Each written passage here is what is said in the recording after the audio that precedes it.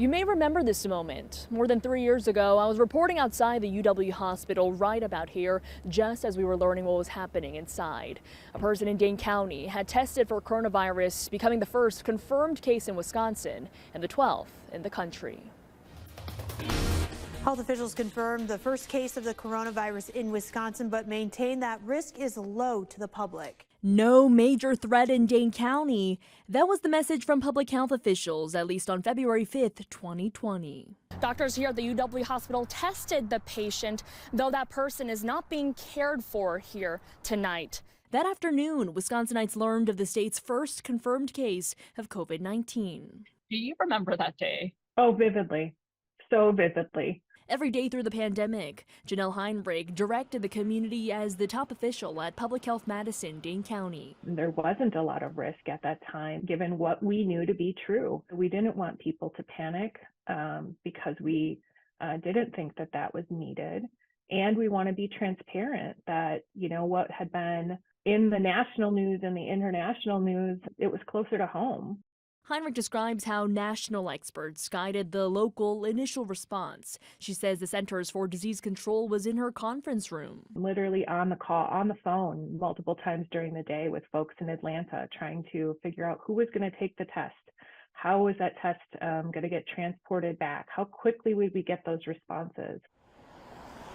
Then across the state, restrictions tightened. Less than 2 weeks after Governor Tony Evers announced a public health emergency, the Safer at Home order went into effect. It was March 2020. Wisconsinites were told not to leave their homes unless it was necessary.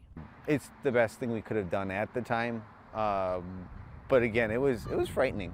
Here's what the data say about the times. When the stay-at-home mandate began, the Department of Health Services recorded an average of 80 new confirmed COVID cases across the entire state. That's less than half of what it was at the start of this month. Between them, of course, numbers soared. Look at these 2 weeks when the Omicron variant was sweeping through. Wisconsin averaged more than 10,000 new cases every day. I coped with making her a little coloring book because we were pretty much locked in for 2 weeks. Yeah, you want me to push you in the swing or something? Yeah. Okay. Ultimately, Safer at Home at the state level was struck down. The Wisconsin Supreme Court had ruled the Evers administration overstepped its authority. But at the end of one order, another began. This time, a local version kept people home in Dane County. Frustration and, then how do we need to immediately respond? Looking back, anything you would personally change about what we could have done as a community or under your leadership?